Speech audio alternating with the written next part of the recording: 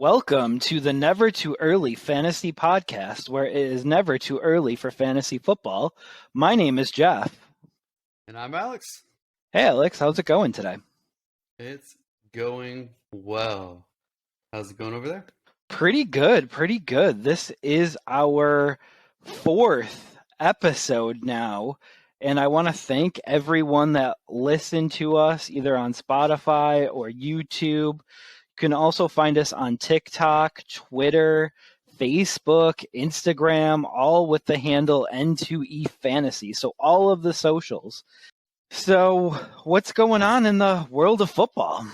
Well, we've got just a few news from around the league, and then we can get into some Lamar Jackson issues, and then we can do our first mock NFL draft also today. You call it ours, but I believe it is yours. Jeff wants no part of my picks. I mean, the beginning of it is kind of mind-blowing, so stay tuned for a little bit later, and you'll see kind of what Alex has going on in the beginning of the draft. It's all plausible things, of course, but will everything play out the way that it will in there? Probably not, because no one's 100% right. But Jeff will be glad to pick it apart for you guys. Don't worry. So, Alex, what's easier to do? Is it easier to get a perfect NCAA bracket or a perfect NFL mock draft? Probably NCAA bracket. All right. You can win that Warren Buffett money. I don't know if he still does that, but I remember he gave $1 million. I think after the first year, I think someone got close, and I think they never did it again, as far as I know. So he got worried. Mm-hmm. He's going to have to pay $100 billion over 20 years or something like that. It's $1 billion, sorry. Yeah, I mean, I'll take it. So this week in the NFL, there wasn't very many transactions, and there weren't a ton of fantasy relevant transactions. However, there was probably about a half dozen that involved pass catchers. Didn't see any running backs go off of the wire this week, and so that leaves like Fournette and Elliott and a few others without jobs still, which is kind of shocking and kind of it's just kind of the way that the running back position's going, because now in the draft you're going to have a ton of running back talent coming in here. Some of them good pass catchers, and that's kind of the way that the NFL is going. They want cheap, young running back talent. Some of the people that got signed this week. So we start with the Baltimore Ravens. They did sign Nelson Aguilar. He's coming from the Patriots. He didn't have the best career with the Patriots. He also played with the Raiders before that. He seems like a receiver that leaves a little bit to be desired. What are your thoughts on Nelson Aguilar? Is this the big Ravens wide receiver that they need this year? Well, I think Lamar Jackson is just going to sign his franchise tag immediately, hearing that Nelson Aguilar is there now. You know, finally a third or fourth rate wide receiver to add to the collection of third rate wide receivers on that team. Man, he's going to be so thrilled. I think it's going to be a wonderful addition for them. No, I think this is very lackluster. It's a cheap move. He's going to be probably depth. He might make the team, but he's not going to contribute fantasy-wise. He's not going to put up big stats. I think they're going to have to target a better wide receiver. I know there's been whispers that they're going after DeAndre Hopkins. I don't know how true that is yet. And he would certainly be the best wide receiver they've had since Anquan Bolden was on that team.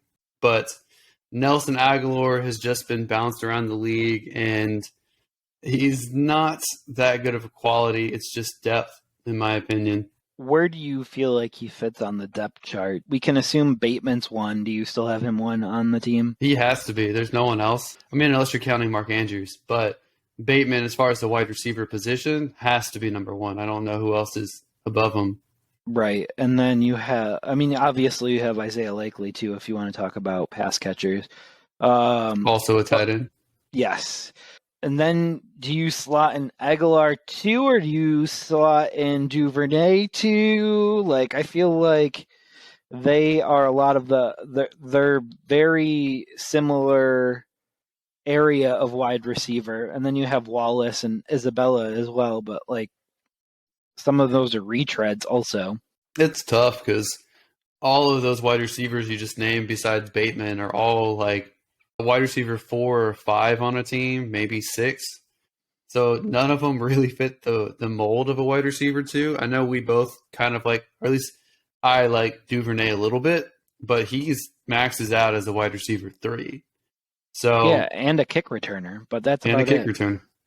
Yep. So I don't think they're done. I think Aguilar will probably stick on this team, but probably wide receiver 4 or 5 is my guess. I mean, they pulled Deshaun Jackson out of retirement last year, but maybe this is one of the reasons why Lamar is not rushing out to go sign his franchise tag tender to go play for the Baltimore Ravens this year. Maybe it has to do with what they're putting around him for success as much as it does money. Sometimes when you want a burger and fries and they just give you one little tater tot, that's not going to entice anyone. So, Right. So we do move on to a little bit bigger of a move. I think this might be the biggest move of the week. The Carolina Panthers have signed DJ Shark, and I'm not saying that just because I'm a Panthers fan, but DJ Shark is a huge receiver that can stretch the field. He's fully healthy this year. He was still coming back from his injury last year in Detroit. Detroit did want him back. Carolina did want to sign him to a 2-year deal. They did settle on a 1-year deal, which makes him a free agent in 2024 with when he's 27 years old. So that's it's a big positive for Shark that he's going to have another shot to really cash in after the year. So this is probably the final addition for a rookie quarterback. And this team could be ready to compete in 2023 with the talent that they're putting around question mark quarterback. As long as the quarterback can get up to speed and be at least a game manager, this could be a playoff team in 2023. How cool is that, first of all? And then secondly, like, what Carolina did this year, have you seen another team do that? Like trade away a star receiver and then bring in even more help? And they even traded away a star running back last year. I think you're being a little too enthusiastic. They certainly improved, and they're not going to have a receiver as good as Moore right now, but that's one spot, and they improved at their wide receiver too. They improved at their tight end. I love McCaffrey, but I think he was kind of a luxury for them. So they can make their system work with a couple different running backs to kind of go in there. So overall, they're more rounded out is what I would say. And they have more options, and they have savvy veterans for a rookie quarterback to play with. And I think they're going to be competitive. If they're in the playoffs, it's going to be because the other NFC South teams disappointed as well. So that's going to be an interesting division to watch, and we're probably going to talk about them a lot because it's really any of their games except for maybe the Bucks, unless Baker has a career year. It's savvy moves for the Panthers. They're able to move up and get whichever quarterback they want, which looks like probably C.J. Stroud. And then they filled in. Spoiler alert. Yeah, spoiler alert. They filled in a bunch of skill positions, so it's pretty savvy, especially when you know you're giving up a lot of draft picks. You have to make it up some way, and none of these guys were super expensive, and all of them are pretty quality, I would say. I mean, they're all going to take a chunk out of the target pie. We always talk about that. There's a pie of targets that a team gets, and after trading away DJ Moore, there was more passes to be caught than there were pass catchers. So now it feels like it's the other way around, and they've kind of evened it back out as long as they can have a somewhat competent quarterback. And you did say I'm a little too enthusiastic going into this season. Fan is short for fanatic. Just want to clarify on that. Be very clear on that.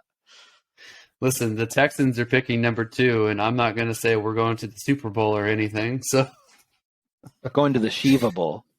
All right. So the Lions lost DJ Shark, which they did want to keep. But once they lost Shark, they had to focus their attention elsewhere, and they went in the direction of an old friend, Marvin Jones, who returns to the Detroit Lions. He's quietly, and we've talked about this before, been a good wide receiver the last several years. Like, he's been in the top 64 of receivers, fantasy stat wise, for the last 3 seasons. And he's done it all very quietly. I don't see him being like all of a sudden like a wide receiver 3 this year, but he's going to be that wide receiver that is a great bye week fill in. He's going to give you solid production in the weeks that you need him to start for you. What do you think of Marvin Jones to the Lions? Like, he's probably slotted into the 3 slot right now, probably competing with Josh Reynolds. Would you agree with that? And then do you think this is a good signing to replace Shark? Well, first of all, it's a great signing to replace Chark. I've always been a big fan of Marvin Jones too. I really like him. He's the kind of guy that you draft as a wide receiver 4 and can put up wide receiver 2 numbers on a consistent basis. So I love him. I think it's a great move from Detroit. I think he's a better receiver and a better fit for that team right now than Chark was. I think Chark is going to fit better with Carolina. But I really like it. I think Marvin Jones is probably going to be the wide receiver 3, like you said. I don't know exactly how the first 2 are going to shake out, but there's more talented wide receivers there than Marvin Jones at this stage in his career. But he is a very good veteran wide receiver. He still can take some deep shots, and he's very crafty on the field. So I like it a lot for Detroit. I think Detroit's turned in from a bottom dweller team to, they're going to probably make the playoffs.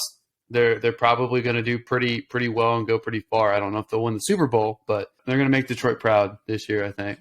Yeah, absolutely. How do you think that division shakes out? Let's assume Rodgers is gone. How do you think that division shakes out? Oh man, so much of that depends on what the Bears and Vikings do in this draft. I think Detroit has got to have the advantage to win the division. They're just more talented. They've got 2 first-round picks in this draft. They made a savvy swap at wide receiver, basically, by letting Chark go and then picking up Marvin Jones. I can't see them not being the division leaders at this point. And then I think Minnesota probably has another year if they can improve the team or at least keep it where it's at, where it's been. They probably are still the second team right now. And then the Bears and the Packers are interesting because the Bears are on the up, in my opinion, and the Packers are on the downswing unless Jordan Love can somehow have a good year as Rodgers' replacement if he can actually do well there in Green Bay. So it's going to be between those 2, which one's the bottom team, which one's the third team, but it's probably pretty close. Agreed. So with Minnesota, they won 11 one-score games last year. That's not happening again this year. Like that usually evens out over time, so we can expect them to come back down to earth a little bit. I think it's a toss-up. That division's going to be fun to watch too. That honestly is my favorite part about football, is just watching those divisions that are really fun to watch. As long as you can give me a reason to be invested in that division, then that's enough for me. Like with the NFC South we were talking about earlier, we're going to see who can potentially emerge from that division, which will be interesting. It'll be like the Phoenix rising from the ashes. And then you have Detroit improving, you have Chicago improving, you probably have Minnesota coming down a little bit. Who knows what Green Bay is going to be? I don't think they get much worse under Love, but a potential that they could get worse. It's a potential they could get better.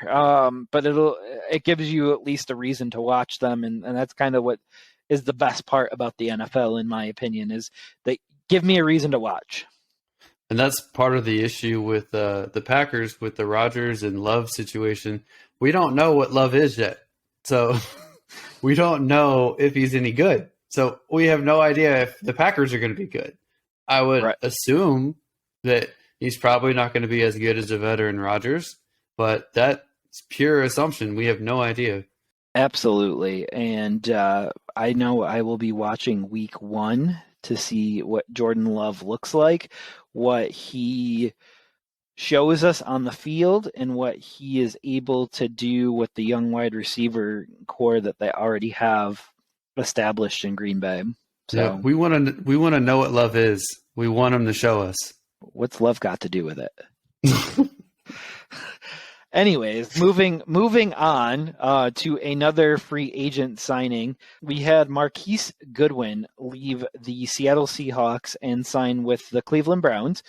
Is he a receiver that even makes the roster in Cleveland? Like, I know that they're kind of loaded now. Like, they got young guys, a couple old guys. What are your thoughts? They're loaded. Who do they have on their team? They've got Cooper. They've got Elijah Moore. They've got Peoples-Jones, who's actually a fantasy relevant wide receiver last year. They have Anthony Schwartz that they drafted 2 years ago. They have David Bell that they drafted last year. I just don't see them being able to keep all of this talent. Like, I see them keeping at most 6 receivers, and it'll be interesting to see which wide receivers they decide to keep when this is all said and done. He's an interesting signing. What do you think overall of Marquise Goodwin? He is similar to Nelson Aguilar, where he's kind of bounced around from team to team. I think he still has a little bit more to contribute than Aguilar has, but I don't think he can break into the top 3, so he'd probably be like a wide receiver 4 or 5. It is, like you mentioned, as Jeff just rattled off by using his fingers. He did not use his screen. He used his fingers in his head, and he just named them all at the top of his head. But that is a very, very loaded depth chart at wide receiver. So he probably has a good chance to make the team. I just wouldn't expect fantasy relevance from him this year. The only one that I didn't get was Jalen Darton from Tampa.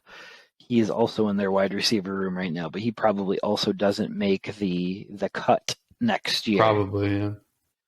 Just because you couldn't remember his name. That's why. I know. I mean, we should give them a call right now and say, just because Fantasy Rain Man can't remember the name of that wide receiver, you should cut him. One wide receiver that I can remember, because I have seen him a lot in the NFC South, is Marquez Callaway. He signs with Denver. Does that signal an impending trade of Judy and or Sutton, because they also have a decently loaded wide receiver room? I think Sean Payton shut down the trade talk. He was asked about it, and he said he doesn't have any intention of having Judy or Sutton traded. I don't know if that's coach speak. I don't know if he has the final say on GM decisions.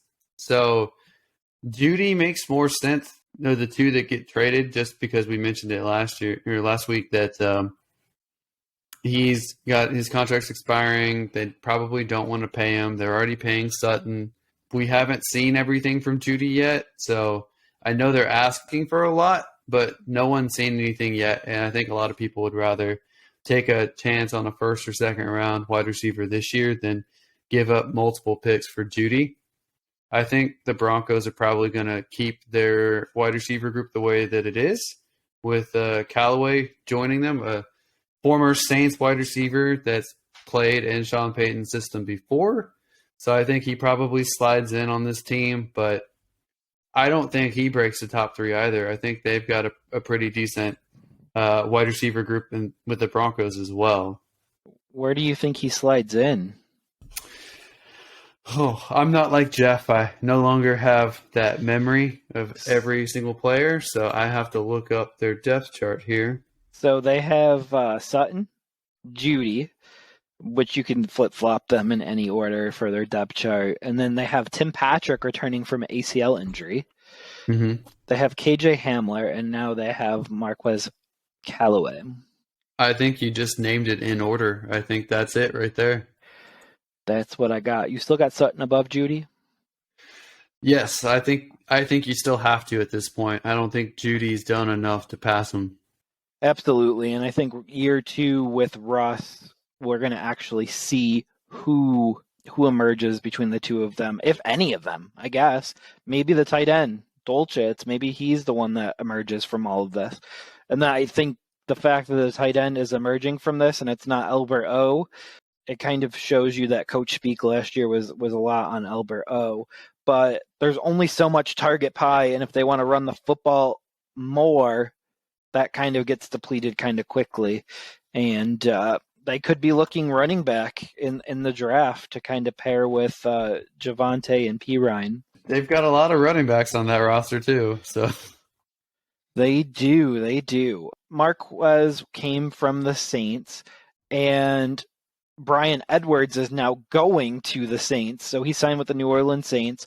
He was originally a Raider, then a Falcon, and now a Saint. But he kind of gets repaired up with Derek Carr. Where is he on the depth chart? So the Saints have quite a few wide receivers.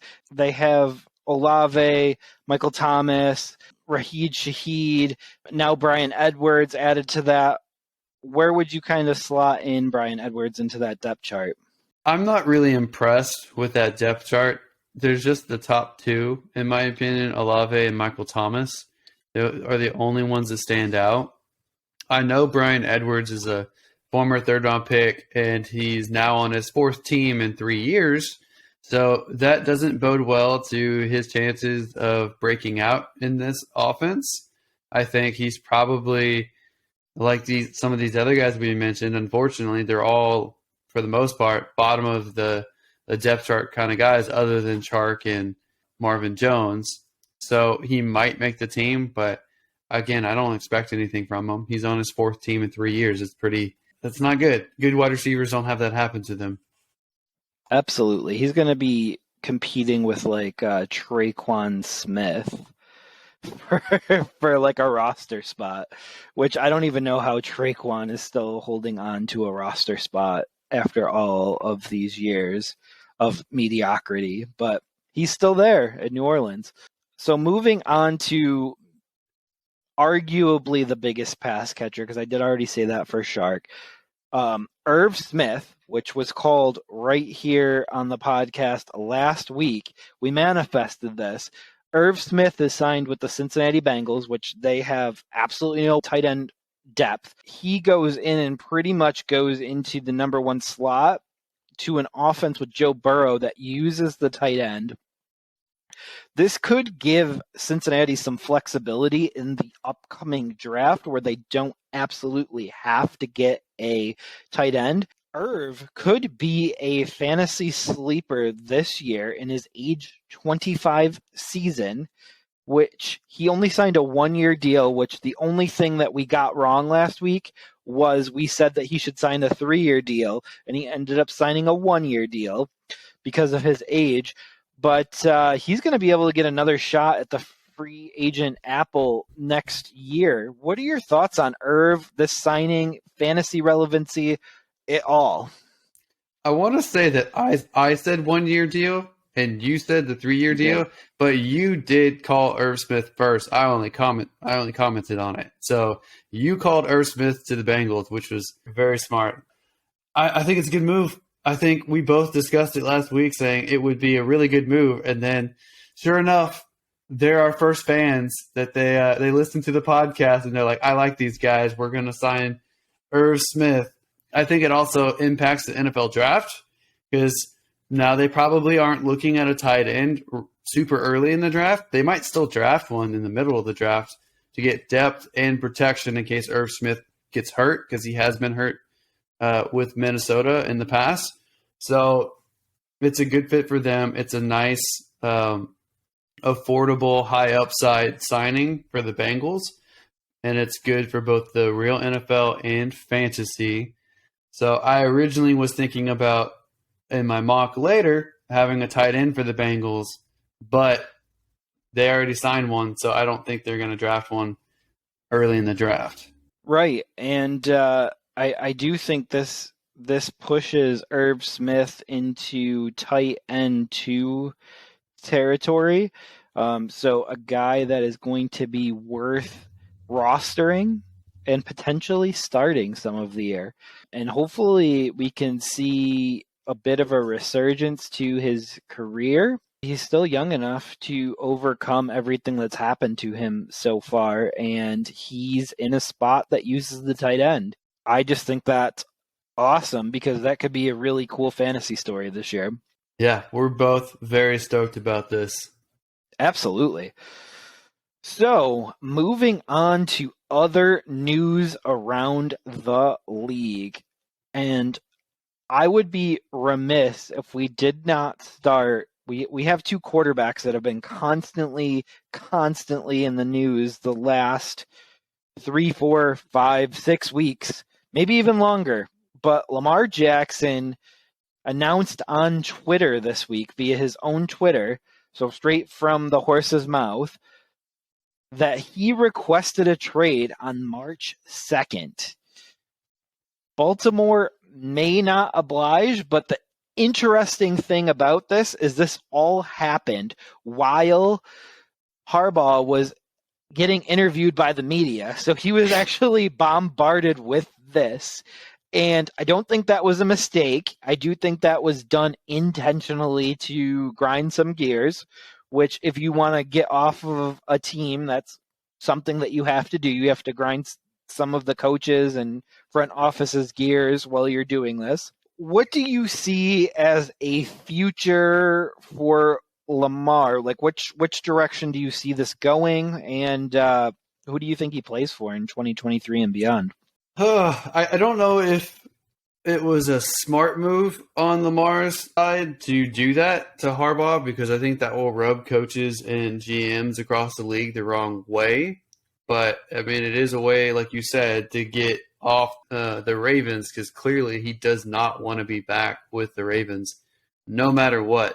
So that's going to make it hard, because any team that wants him is going to have to give up 2 firsts regardless. And if they did an exclusive tag, or if they traded him previously before they tagged him, they might have been able to get more, but now they have no leverage because he doesn't want to be there. Everybody knows he doesn't want to be there. Their only leverage is that they can match and force him to play, which isn't a great situation because you don't want someone that you're forcing to have to play for you. They're not going to be very motivated. I think we've talked about this before, and the Colts, if they don't like the quarterbacks that are available at number 4, could, after the draft, target him. I still think, even with Arthur Blank, the Falcons owner, saying publicly that he doesn't think Lamar's style will make him last in the league, I think there's still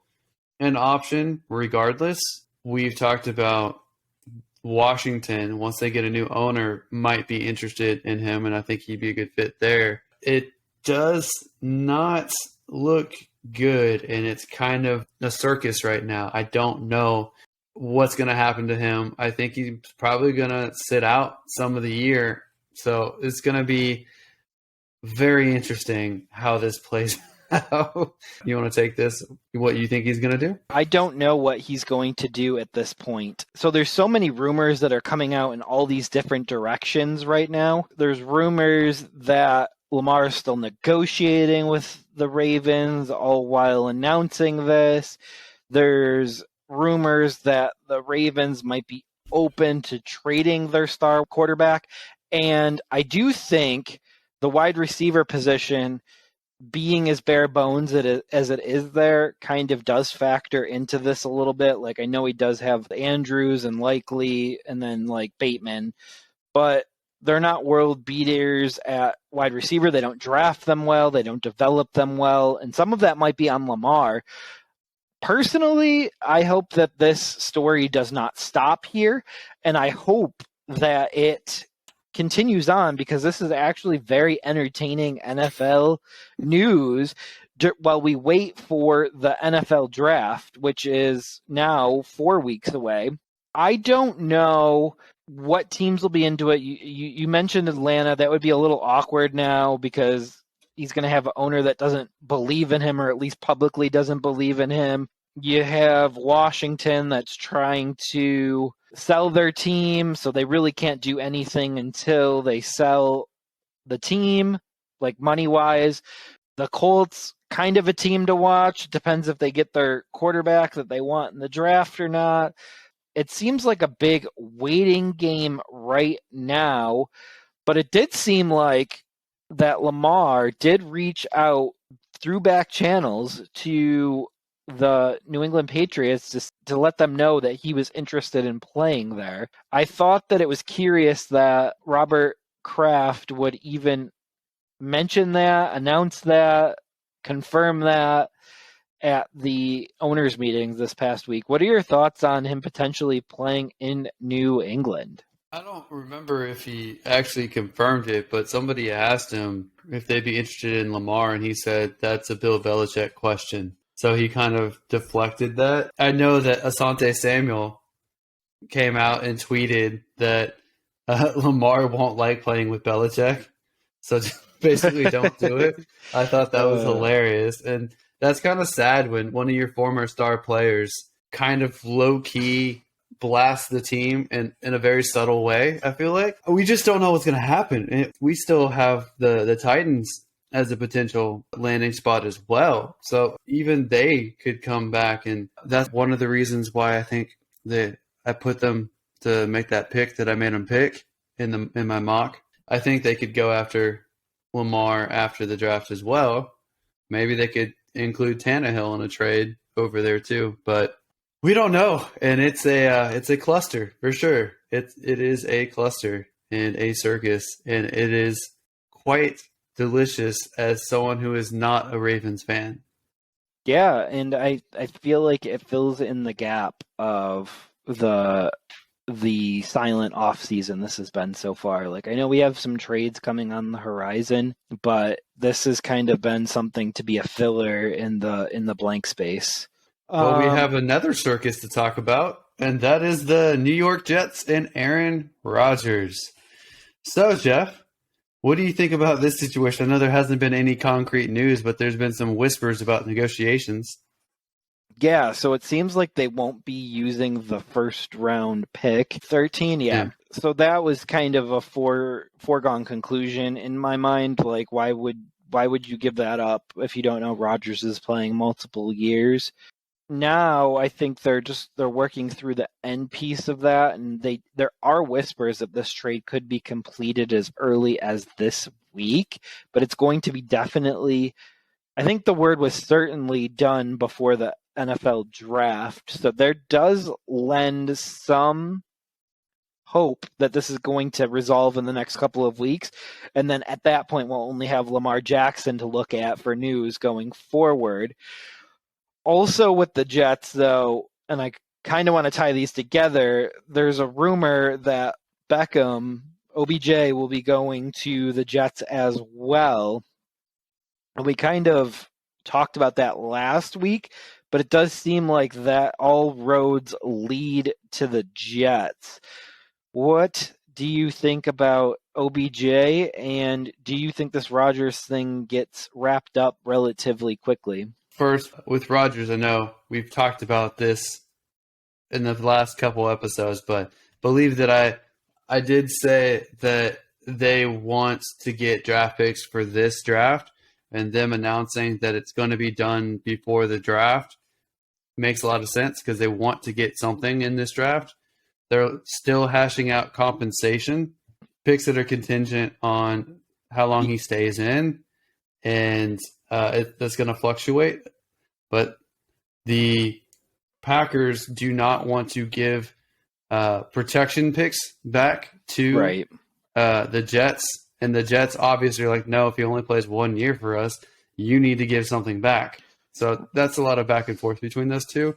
As far as OBJ to the Jets, supposedly they have a really good off the field relationship, which I don't know how because they've barely actually played together. I think only just the Pro Bowl. And OBJ is still a pretty decent wide receiver, even though he missed the last year. But he's still asking for $15 million a year for someone who didn't play last year and then only played part of the year before. So I don't think that that's going to get done, and the Jets don't have that much cap space right now. So I don't know how they can get both Rodgers and OBJ if OBJ is asking for that kind of contract. But maybe they can do some financial wizardry and move stuff around. Would he fit into that roster? He'd fit in with the Jets clown-like atmosphere for sure. But there's a lot of good wide receivers that haven't been able to get enough targets, and now you're going to bring in another wide receiver. Doesn't sound like a good situation to me, Jeff. Right. The target pie just keeps getting smaller and smaller and smaller. And there might be wide receivers and pass catchers that don't make the team because there isn't spots for them. So there'll be some camp looks over that way. And I think Corey Davis is scheduled to make like $11 million. So like, what if they came to a 1-year deal, $11 million for OBJ just to replace Corey Davis? I mean, I feel like that's doable, feasible, and explainable. Makes a lot of sense. Absolutely. So here we've already started to give some spoiler alerts for this, but I kind of want to start jumping into Alex's mock draft. Like this is his first published mock draft. Am I correct on that, Alex? Yep, this is my my first public one for sure. I am excited to hear who you have selected for these teams. Now, just keep in mind that we did allow trades to happen during this draft, and we did act in the best interest of each team as if we were the GM of the team. So the first team up, Alex, is the Carolina Panthers, who traded up a boatload with the Chicago Bears to get up to the number 1 pick. Who do you have the Carolina Panthers taking with the number 1 pick? Well, I don't think it's any surprise. I think we spoiled it as well, or I spoiled it. C.J. Stroud, the quarterback of Ohio State, and my number 1 quarterback this year. He is Josh McCown's favorite prospect as far as I've been able to piece together. And they are very excited about him. He fits the prototypical mold. He's a very accurate passer. He definitely needs to get used to NFL speed and throwing the tight windows, but they got some very crafty veterans that they signed in Carolina that you're thrilled about over there. So I think this is a good pick for them. I know people think Bryce Young might be the number 1 quarterback, but this just seems where the Panthers are going. Yeah, and I think that is where they're leaning, and I would be good with that. As our resident Houston Texans fan, you are on the clock with the second pick. Who do you see them taking? So this pick is what I think the GM will do, like who the Texans will actually take, and that's Bryce Young, the quarterback out of Alabama. He's not my favorite quarterback prospect. He's 5'10". He's a little short. He's got a lot of intangibles, and he's very, very intelligent. He's very good at reading the field on the college level. Just think with that height, he's going to have a harder time reading the field, and he is barely 200 pounds. So I think he is very slender as well, very risky, very fragile. But if he can make it work, then the Texans would make a smart move here by drafting him. I would agree with that, and that should really considerably help their win total. Maybe not next year, but in the very near future, especially with all the pass catchers that they've added and all the weapons around them they've added. On the clock is the Arizona Cardinals with the third pick. What do you have the Arizona Cardinals doing here? So we're 3 picks in, and I already did something that Jeff probably thinks is stupid, and that I have a division opponent trading with the Cardinals at pick number 3. So I have the Seahawks trading up from number 5 to number 3 with the Arizona Cardinals. I'm not going to get into compensation and stuff like that. That's a little nitty gritty, but I have the Seahawks wanting to jump in front of the Colts and trading enough to the Cardinals to beat out the Raiders as well to draft Anthony Richardson, a quarterback of the future for them. He is a very raw prospect, but he is the most athletic quarterback they've ever measured. He is everything body-wise that you want. He has the talent of Cam Newton. He has the arm of Josh Allen, and he could be either one of those guys as his upside. But he has thrown a lot less in college. He's only had, I think, 300 and something passing attempts in college. So he does have some mechanics issues that he needs to work out, more so his accuracy. But he looks good. He has a good throwing motion. He's great as a runner. He's ginormous. He looks like a mythical superhero when you see him out there. But the reason why he's not going 1 or 2 is he's got some things to refine. And the Seahawks have Geno Smith, who he can sit behind, and Pete Carroll and their offensive coordinator and the quarterback's coach can kind of mold him to take over from Geno in the next year or 2. Absolutely. And that is a interesting trade because it happens in division, which that may not happen if the Cardinals like Anthony Richardson. They may not want to play him year over year. Or what could happen is they don't like him and they'd be like, sure, come up and take him and we'll take your draft capital. But moving on to the 4th pick, who do you have for the Indianapolis Colts? So I have the Colts taking Will Levis here from Kentucky, the quarterback there. I know that's very weird to have 4 quarterbacks, 1, 2, 3, and 4 in the draft. And there's a big possibility that this doesn't happen because it usually does not happen like that. But of the quarterbacks there, I think he actually interests them a lot. He's one who had a better 2021 college season than 2022. I personally am not his biggest fan, but I can agree that he does have the body type. He does have a strong arm when he's healthy. He does have some issues to work through, but he does look like the prototypical quarterback that you would want. I know that they have Gardner Minshew that they signed. That Jeff, you really like Gardner Minshew as a veteran quarterback. I think they both have a little bit of a gunslinger element to them, so I think they complement each other, and I think you could sit Will Levis for a year or half a year, maybe 2 years max to eventually take over from Gardner. But I think if the Colts go quarterback this year, this is likely who they take, whether Richardson's available or not. That will be really interesting, but you do have 4 quarterbacks going off in the first 4 picks. This would be the first time in NFL history this ever happened. So 4 picks in and you are making history, which isn't impossible considering how starved the league is at the quarterback position right now. Yep. So moving on to the 5th pick that was formerly with the Seattle Seahawks and is part of the 3-for-5 trade, the Arizona Cardinals are on the clock. So I have the Cardinals picking who basically everyone has pegged for them, and that's Will Anderson, the defensive end out of Alabama.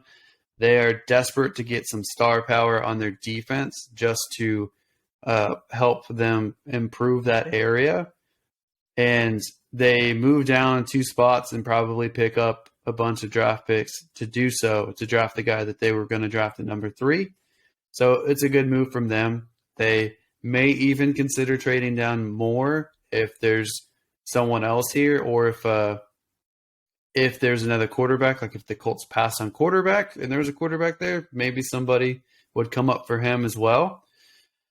But I see them trying to improve their defense. That's definitely a big concern from them. So we got the Detroit Lions on the clock with Devin Witherspoon. I know everyone out there typically likes Christian Gonzalez as the first cornerback. I think Devin Witherspoon is a little bit more technical and a better coverage guy than Gonzalez is at this point. I definitely see the Lions needing defensive back help. That's a clear need for them, and I think this is a very talented cornerback class. Jeff, am I off base there, or are you just enjoying the ride? I'm enjoying the ride, and with the 7th pick, we have the Raiders taking Peter Skoronski. If the Raiders want a quarterback and they fail to trade up, or one fails to drop to them at 7, they really need to improve their offensive line. That's something that hasn't looked great the past few seasons, and we already saw them in free agency build up their wide receiver group. So I don't think that that's something that they'll target. I thought about defense here, but to me, offensive line is the biggest need for them, and I really like Peter Skoronski from Northwestern there. Absolutely. And with the 8th pick, the Atlanta Falcons select Christian Gonzalez, cornerback, Oregon. I've always wanted to do that last part. I won't do it for the rest of it. That's fine. You can say you cannot, but yes. So just like I had Devin Witherspoon at 6, and just like you indicated, Christian Gonzalez is highly regarded around the league. He's very talented. I think the Falcons prize athleticism, especially on their defense. So I can see them going after a corner here in Christian Gonzalez. I can see them going after like an edge rusher like Nolan Smith. But I ultimately thought corners what they would go for, and they would leap at the chance if Gonzalez is still there. Moving on at 9, I have offensive tackle / guard. I think he might be a guard, but Paris Johnson Jr. from Ohio State. The Bears also need to improve their offensive line. I think they would have wanted Jalen Carter, but I think Jalen Carter's going to start to slide. Jalen Carter, the defensive tackle from Georgia, he has some off-the-field issues that I think are kind of resolved, but he is so devastated and been through a lot of media attacks probably that he did horrible on his pro day, and I think his stock is tanking. He's also out of shape. It's going to be a different team that can put up with that and kind of build him back up. So I have the Bears going offensive guard here, Paris Johnson. And they really need to build up that offensive line around Fields to really see what they have in Fields before they get to the 5th-year option and potential extension. Yeah. Moving on to the 10th pick, you have the Philadelphia Eagles selecting Nolan Smith, edge from Georgia. So the Eagles definitely need to improve on their pass rushing. I think that's something that can get this team's defense going well. Well, they need to get younger there because they have some older guys like Brandon Graham. And Nolan Smith is a very athletic player. I know he may end up going later in the draft in like the 20s because he's more of a athletic specimen than a production guy, as far as I can tell. But I think the Eagles would be very interested in him. I think they could even, if he goes later in the draft, they might trade up for him in the 20s if they don't take him here at 10. But I just really like this fit for the Eagles. I know that some people have running back there, but I don't see running back in the top 10. Yeah, and at the 11th pick, a little bit of a surprising pick, you have the Tennessee Titans taking JSN, wide receiver from Ohio State. Well, we had looked at, you and I had looked at the Titans receiving corps because we talked about them a little bit, and all of them were very pitiful last year in stats. I know they have Traylon Burks, and he's a very good young wide receiver, but he's more of an X type, and they need something else just to get this offense going. Vrabel is from the Patriots originally, and the Patriots had Julian Edelman, who is probably one of the best slot receivers of the past decade or so. And I think Jackson Smith and Jigba is very Edelman-like. So I think he would complement Burks in this system and help them get first downs and then help them run the ball with Henry. I think this is a pretty good fit for them. They might go a different direction here for sure, but I really like this for the Titans. I also like the Texans or the Patriots, a team like that for Jackson Smith and Jigba as well. So are you hoping that for number 12 that he's still there for the Texans? Is that somebody that you would root for them to take with that one quarterback, or stay away from going quarterback wide receiver? So number 12 with the Houston Texans, I actually prefer Lucas Van Ness, the edge rusher from Iowa. Okay. I think D'Amico Ryans is looking for someone like a J.J. Watts, because if they went offense with their second overall pick, I think they go defense with the number 12. They already have young wide receivers, and they have a veteran in Robert Woods, who coincidentally was just on the Titans last year. So I think Jackson Smith and Jigba would be a luxury pick for the Texans. I think that they need to address other needs first. I've heard whispers that they're waiting on Marvin Harrison Jr. next year, which I think a lot of teams are. That's a risky wait.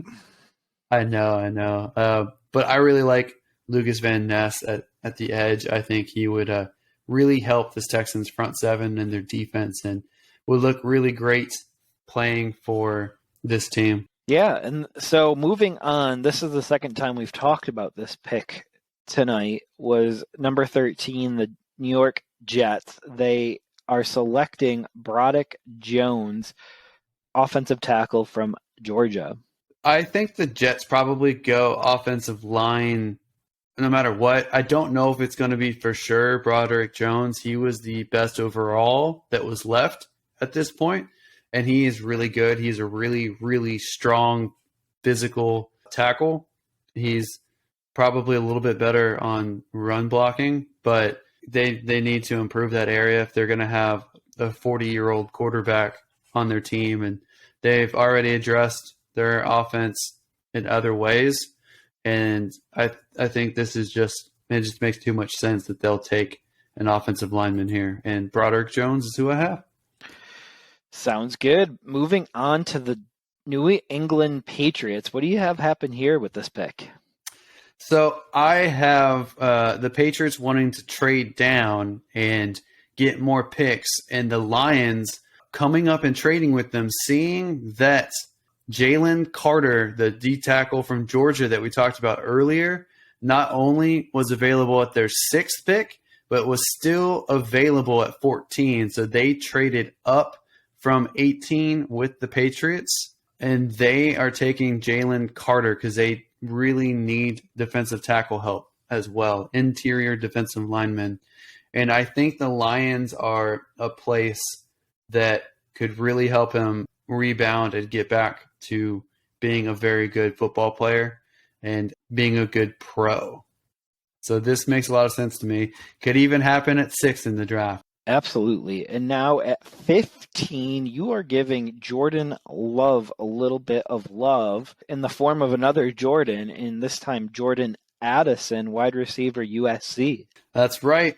If they're going to move on from Rodgers and they need to see what they have in Love, they need to give him another weapon, because right now they have Watson, and that is it as far as pass catchers go. Do you not like Dobbs? I don't like Dobbs. Got it. So I think there's a bunch of wide receivers that are 2nd or 3rd round grades, but there's a whole lot of them, and some of them are going to be taken in the 1st round. I think Jordan Addison is one of the top 3 at most wide receivers in this draft, and he complements Watson very well.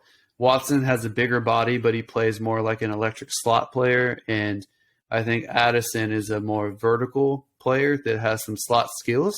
So I think they're going to be in 2 wide receiver formations, and they're going to look very good in green. And I think Jordan to Jordan is a very nice move here. I like that one. The Packers tried that a few years ago with Rodgers to Amari Rodgers, and that didn't work out so well. But I do know you have rookies on the mind. I was actually referring to Romeo Doubs, that is a wide receiver for the Green Bay Packers currently. But he could easily slide into the slot role or the third role at wide receiver, because I think he's shown enough to do that. But it does seem like they do need another weapon with no tight ends on the roster either, really. Right. As far as Romeo, I'm not sold on him. I know they gave him a decent contract, but I'm not sold on him being a good wide receiver yet.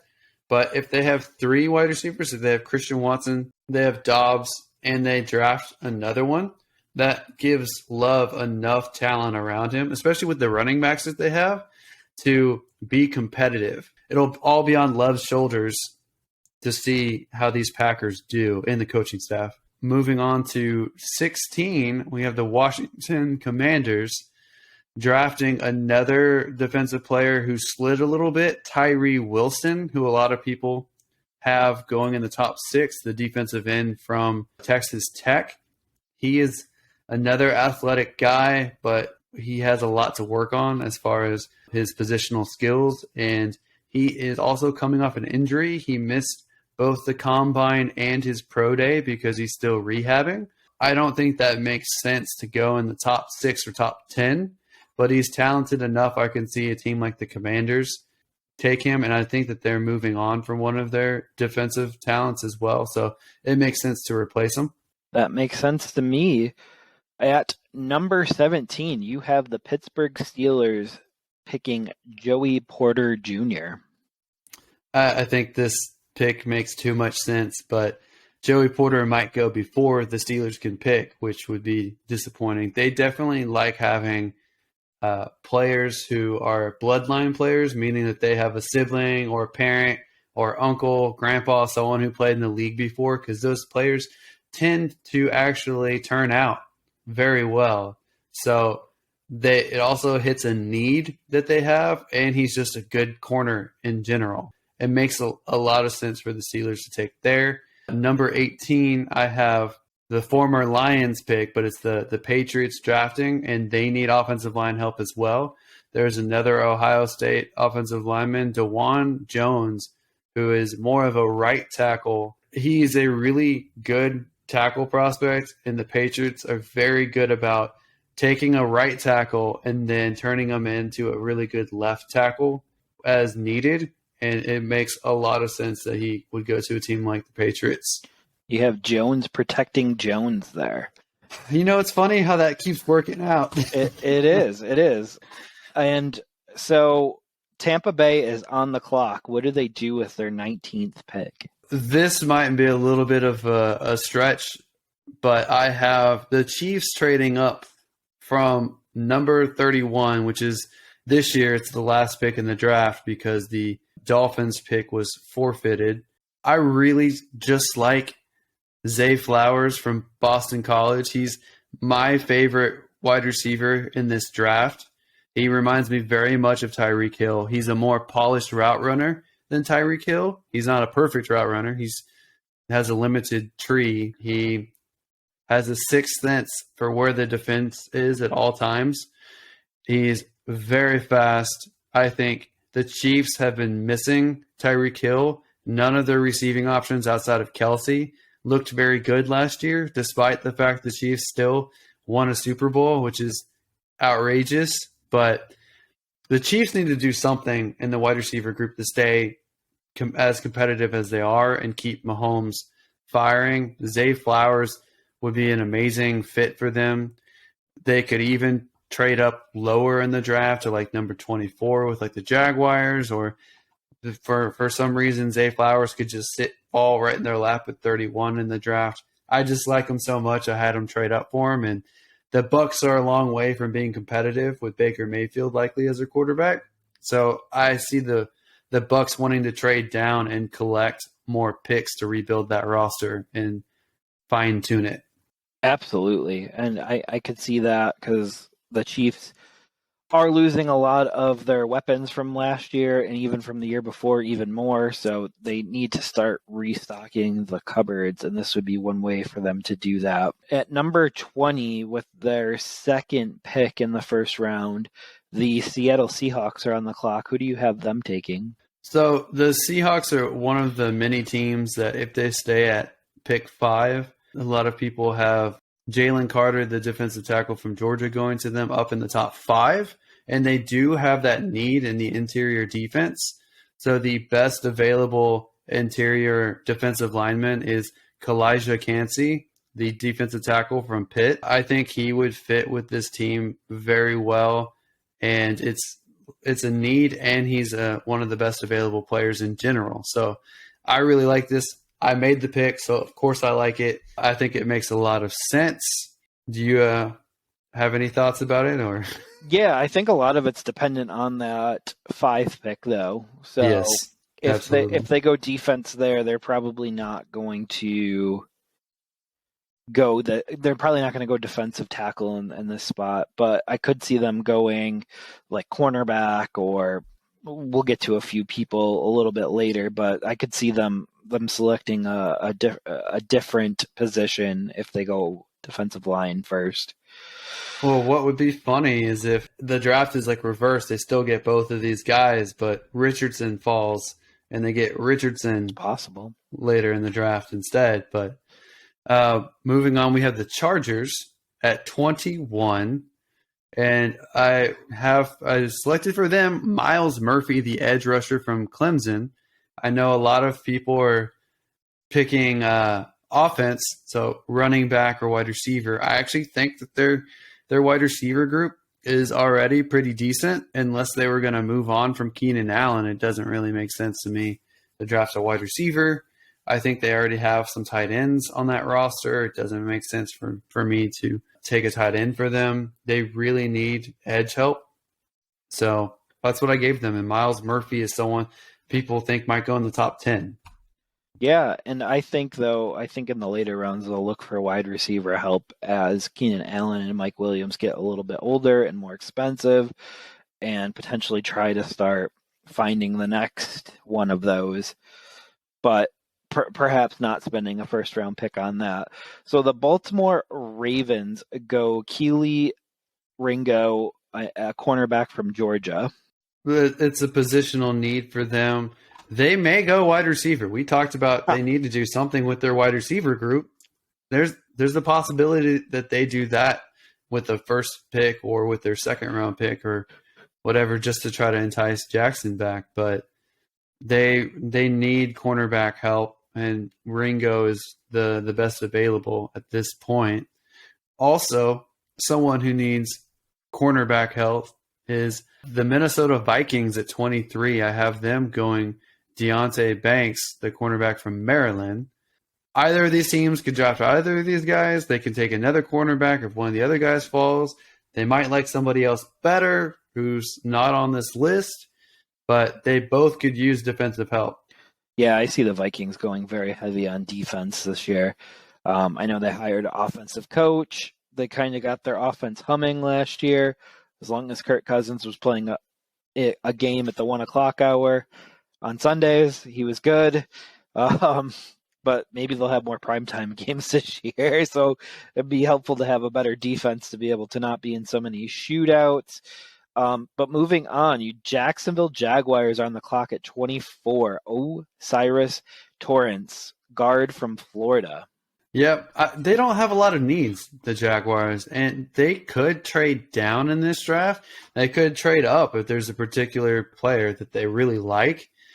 So it's very hard to project for them what they would do, but it makes sense for them to go offensive line here because they want to keep their quarterback and their running back healthy, and they want this offense to be very high octane.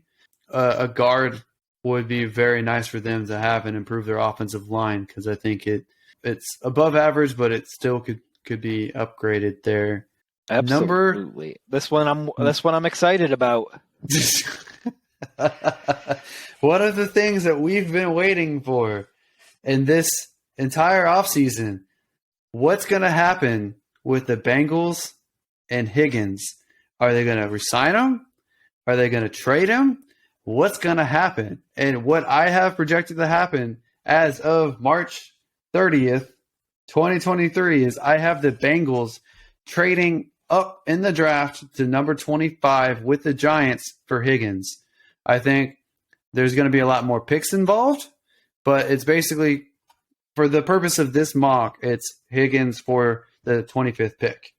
So I think that Higgins is a better receiver than what is left in the draft for the Giants to choose from at this point.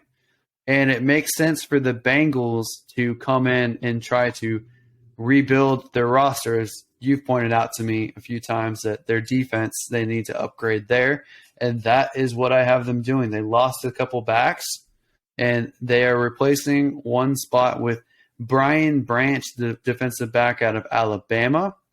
I think he's the best safety in this draft, and he is available for them to take right here. Especially after a couple corners went, you want to get back in and take a defensive back before all of the best ones are gone. Jeff, how do you feel about the trade? How do you feel about the pick? What are your thoughts? I love the trade because that gives Daniel Jones a true number one wide receiver. It gives the Bengals a shot here to start restocking the cupboard because they did lose both of their starting safeties last year. It gives them a chance to sign Burrow and Chase and not have to worry about fitting Higgins' contract in there as well. So it's all really positive for both teams, and I could see it happening. In fact, that's probably the most likely spot right now for Higgins to go in that 25th spot. And it's very similar to the A.J. Brown trade between the Titans and the Eagles last year. It's a little bit lower in the draft, but it'd be very impactful, and it would be very entertaining to see it happen in the draft as well.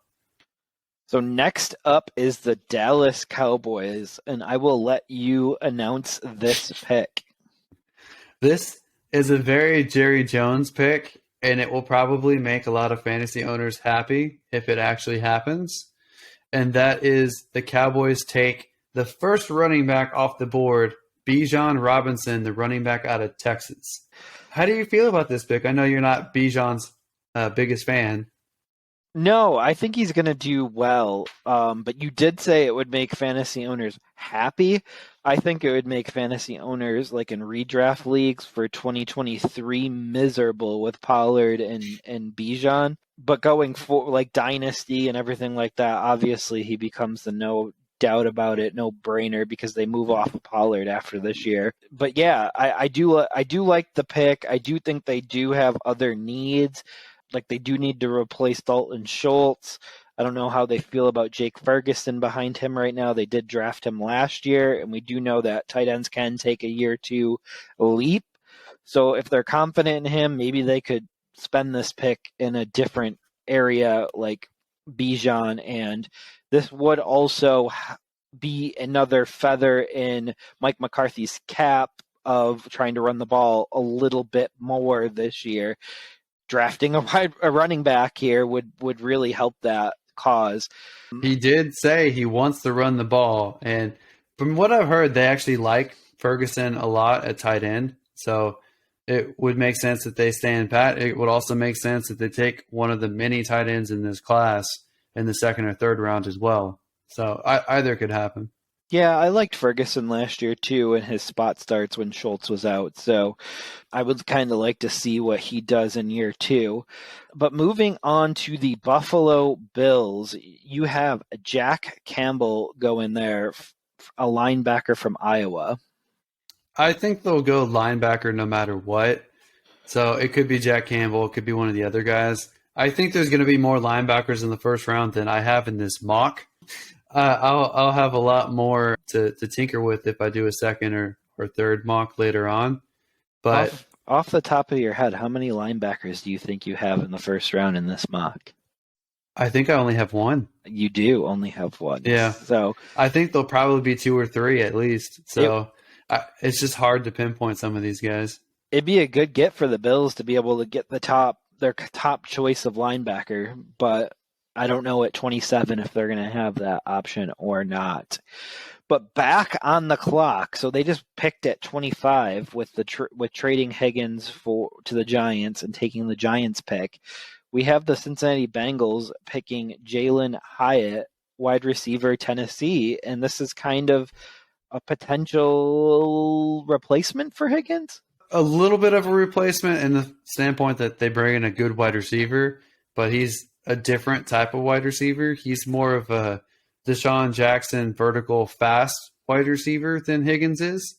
Higgins is a little bit more of a complete guy. Higgins could be an X receiver, which is primary target receiver that can be moved around and do a lot of things. Whereas Hyatt is more of a vertical, more of a Z. So I think he would complement Chase, with Chase being the X. And Boyd, I think, could play slot. He could play slot. He could be a Z receiver. He could do a bunch of different things. So those three would be a great wide receiver group for Burrow, and they would all contribute different things to that roster. And now they have a wide receiver basically locked down for 5 years. Yep. On a reasonable contract. Yep, and they also just signed Irv Smith, so I feel like the cupboards have been restocked on offense for them. They may want to look running back later because obviously we know Mixon isn't on the back nine, but I think that would be a good start for the Bengals because they would get rid of Higgins and bring in two quality players that could start or contribute right in 2023. And moving forward to the New Orleans Saints, you have Brian Brees going there. Well, they've got to replace Brees with the Brees, so that makes a lot of sense to me. Now, he's a defensive tackle. He's on the defensive side, and they definitely need it, and he's the best available. They could trade down. I know some people are getting kind of cute and putting Jahmyr Gibbs at there because he's very similar to Alvin Kamara, who is probably going to be suspended this year to miss some time. They're very similar players, but I think they're probably going to go defense and shore that up. But I do have a surprise team for Jahmyr Gibbs, and it happens to be the very next team picking, and that's the Philadelphia Eagles. Despite a crowded backfield that they have now, after they signed Rashad Penny, they have Kenneth Gainwell, they have Boston Scott, who they really like, they have Trey Sermon. I have them picking Jahmyr Gibbs from Alabama. How do you feel about that, Jeff? How crazy is that pick? I think that could shove Trey Sermon out of that running back room. Because I know they're comfortable with Scott. I know they're comfortable with Gainwell. I know they signed Penny to decent money. So to have I can't see them keeping 5 running backs. And I know in Dynasty there are still some die-hard Trey Sermon fans hoping that he's going to finally have his breakout season. But I don't see that coming in 2023. And if they select Jahmyr Gibbs, this is another nail in the coffin for Sermon. But Gibbs here has a shot to be a 5-year quality starter next to Jalen Hurts. And anyone next to Jalen Hurts is going to have wider and bigger running lanes because Hurts' running ability will open those up naturally. And I do like the pick, and if the Cowboys take Bijan and the Eagles take Gibbs, who would you take at the 101 in Dynasty drafts? Would it be Gibbs or would it still be Bijan? I'd have to go Bijan unless the Eagles move on from both Sermon and Gainwell. Then it would be a lot closer. But Ideally, I'd want Jahmyr Gibbs to go to a team where he has a clearer shot at the number one running back spot.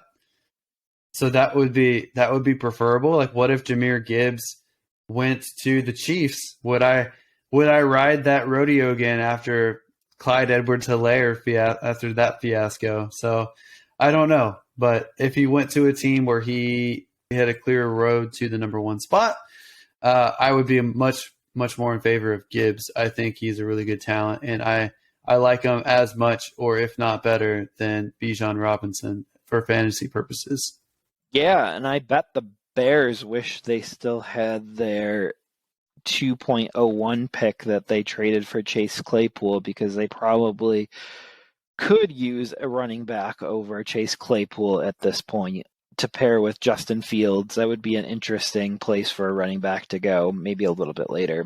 And your last pick, because there was a trade earlier with the Chiefs and the Bucks. The Bucks, do you have the last pick, and who do you have them selecting? I have the Bucks taking the first tight end of the draft, which probably will not make it to this point in the real draft, but I have them taking Michael Mayer, the tight end out of Notre Dame. I think the Bucks need a tight end, and they need a receiving option. They might move on from one of their receivers via trade at some point, so they may need to draft offense here and help protect Baker and Trask, and if they potentially take a rookie this year or next year, they'll need that safety blanket. So I think this is a decent pick for them, and he's the best overall player by far on the board at this point, in my opinion. Absolutely, and anything could happen with that pick. The Bucks could trade back down. Like there's a lot that could happen because people want that player with that 5th-year option, and we've seen teams trade up early in the second round to get that last first round pick, and we've seen it with the Ravens, actually with Lamar, to get that 5th-year option, and it's actually come to work out for them because now we're here into year 6, and he's now playing on the non-exclusive franchise tag. All right, Alex, that was a great mock draft. Thank you very much for sharing it with us. I know that you were a little bit time crunched this week. You weren't busy at all or anything becoming a first-time dad. Congratulations on that. I do want to mention that to our viewers. So in his spare time of feeding and burping and all that stuff, he is here, folks, giving us his all for this podcast, and we want to thank him for that.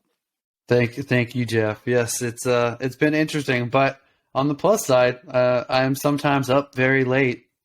So I have to do something while I'm trying to stay awake and make sure that I can assist the baby. And it's been fun. It's been fun doing this draft, and I hope I get to do another one before the real NFL draft happens. So it'll be interesting to see if things move around. They probably will. They always do as we get more information. Well, that does it for our 4th episode of the Never Too Early Fantasy Podcast. Thank you so much for listening to this episode and for downloading it. Please do not forget to like, subscribe, and share the show. Every little bit helps. Please spread the good word. Yeah, absolutely. And as always, you can find us at our handle on all social media. So that includes Spotify, YouTube, TikTok, Twitter, now Facebook and Instagram at N2EFantasy. Please give us a follow.